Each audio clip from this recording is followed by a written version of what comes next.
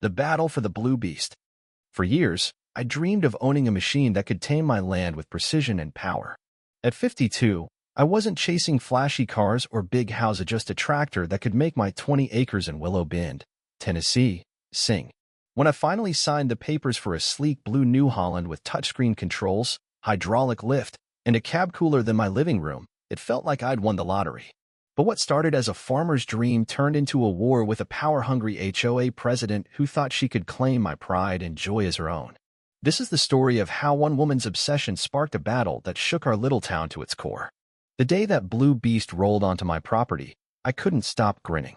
I spent hours clearing brush, hauling logs, even rearranging gravel just to feel the hum of its engine. My buddy Tom, a grizzled mechanic who'd seen every machine under the sun, stopped by and whistled. "That's a fine piece of work, Hank," he said, slapping the hood. "But lock it up tight. Folks around here get ideas." I laughed it off. Who'd steal a tractor in broad daylight? Then he mentioned Diane Wheeler, the queen bee of the nearby Oak Ridge Estates HOA. "She's got a way of making everyone's business her own," he warned. I shrugged. My land wasn't under her thumb, and I planned to keep it that way. Barely a day later, Diane's silver Cadillac Escalade roared up my dirt driveway like she was leading a parade. I was oiling the tractor's hitch when she stepped out, her auburn hair sprayed stiff, clutching a notepad like it was a badge of authority. "Nice machine you've got there, Mr. Dawson," she said, her smile as fake as a $3 bill. "Mind if I ask where you got it?" I wiped my hands on a rag and nodded. "Bought it new from a dealer in Knoxville. Got the title and receipts if you're curious." Her eyes narrowed, but her smile didn't budge. "It's just it looks so much like my uncle's old tractor. Same blue, same bucket. Stolen last month, you know." I snorted. "This one's fresh off the lot, ma'am. You're welcome to look from a distance, but don't touch." She tilted her head, like I'd insulted her family honor, then turned back to her SUV without another word. Something about her tone set my nerves on edge. That night, I couldn't shake the feeling she was up to something. I checked my paperwork, every receipt, every serial number, all clean. Just to be safe, I slapped a new padlock on the shed and wired up a motion light. Sleep didn't come easily. Diane wasn't just nosy, she was calculating. The next morning, I found the shed door unlatched. No damage, no missing tools, just a faint tire track in the dust and a bad feeling in my gut. I pulled the security cam footage grainy, but it caught headlights flickering near my fence at 2 a.m. I added another camera and a deadbolt, cursing under my breath. By noon, Diane was back, this time with muscle. Her Escalade pulled up, followed by two linebacker-sized guys in matching black polos labeled Oak Ridge Safety Crew.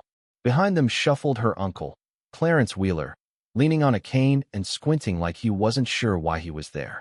Diane didn't bother with pleasantries. "Mr. Dawson, we're here to inspect that tractor.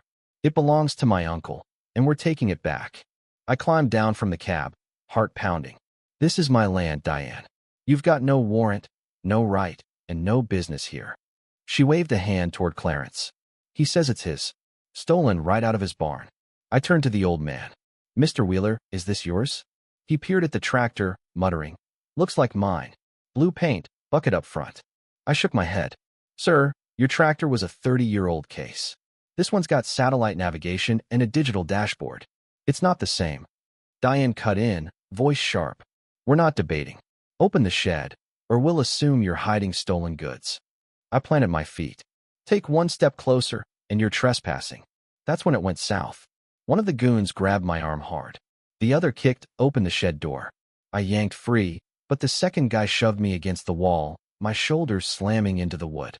Diane stormed inside, snapping photos like she was at a crime scene. "There it is," she crowed. "Same seat, same bucket." Clarence just stood there, looking lost.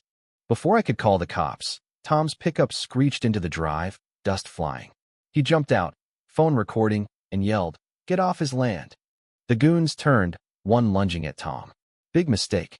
Tom swung his metal coffee mug, catching the guy's knee. The thug crumpled. I tackled the second one, and we hit the dirt, fists flying. By the time we stopped, both were down, groaning. Diane was screaming about lawsuits and dialing 911. Tom panted, still filming. "Cops are coming, and they're not going to like this." When the sheriff's deputies arrived, Deputy Larson, a rookie, and Sergeant Brooks, a no-nonsense veteran, they heard Diane's sob story first. She clutched her wrist like she'd been attacked, claiming we'd assaulted her security team during a lawful inspection. Clarence mumbled something about the tractor looking familiar. I stayed calm. I'm Hank Dawson. This is my farm, my tractor. I've got receipts, VIN, and video proof these people broke in. Tom handed over his footage. The deputies watched it on Brooks' phone. Diane's crew grabbing me, busting into the shed, her barking orders. Then Diane showed her video conveniently starting mid-fight, with Tom's mug hitting the guy's knee. Brooks raised an eyebrow. Ma'am, where's the rest of it? Diane stammered. It got deleted. Tom smirked. Funny, I saw her filming the whole time.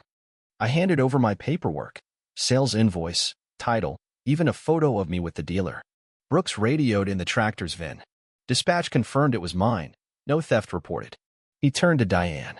You didn't file a theft report for your uncle's tractor, did you? She crossed her arms. I was going to. Brooks' face hardened. So you trespassed, assaulted a landowner, and made false claims based on a hunch? Clarence piped up. I'm 84, and now that I look, mine didn't have those fancy screens. Diane glared at him. Brooks cuffed the goons for trespassing and assault, then told Diane, You're coming with us. As they drove off, Tom clapped my shoulder. Think she'll sue or slink away? I sighed. With Diane? She'll sue and write a press release. By evening, my phone was blowing up. Neighbors called with support, the local news wanted a quote, and my insurance guy asked if I'd press charges. The next morning, a county inspector showed up, citing an Oak Ridge HOA complaint about unregistered equipment and noise violations. I showed her every permit, every serial number. The tractor was clean, Tandy Barn was up to code. She sighed. We have to check every HOA grievance, but you're good. I smirked. Tell Diane I said hi. My lawyer, Ellen Carter, called that afternoon. She'd seen the sheriff's report. Diane's claiming your tractor was stolen and repainted. She sent a photo of Clarence's old case, saying it's identical. I groaned. That's like saying a mule's the same as a racehorse. Ellen wasn't laughing. She's also saying the VIN was tampered with, but the deputies confirmed it's legit. She's doubling down, Hank. I'm filing an injunction to keep her off your land and a civil suit for trespass, fraud, defamation, and unlawful detainment. We're also targeting the HOA for enabling her. I grinned. Think they'll rethink their mailbox height rules after this? The town was buzzing. At the feed store, folks whispered about Diane's bail and her HOA board turning on her. One guy said her lawyer quit after seeing Tom's video. I kept quiet, but it felt good knowing I wasn't alone. That night, I added 2 more cameras, a smart lock, and a sign, private property. Trespassers prosecuted. Tractors verified. The local paper ran a story, the tractor tussle, and someone made a meme of Diane's face on a wanted tractor thief poster. Tom taped it to my shed. I left it up. Ellen called a week later. The HOA's claiming Diane acted alone, but we've got emails proving she used their resources. We're adding coercion and harassment to the suit. A whistleblower, a former HOA treasurer named Clara, handed over memos where Diane called me a problem property and planned to expand HOA boundaries to swallow my land. Clara said, I quit when she fined a widow for her flower bed's color. That's not community, it's tyranny. At the pre-trial hearing, Ellen unloaded Tom's video, my paperwork, Diane's fake theft claim, and Clara's memos. The judge, a stern woman named Hargrove, ordered an HOA audit and sent Diane's false documents to the DA for fraud charges.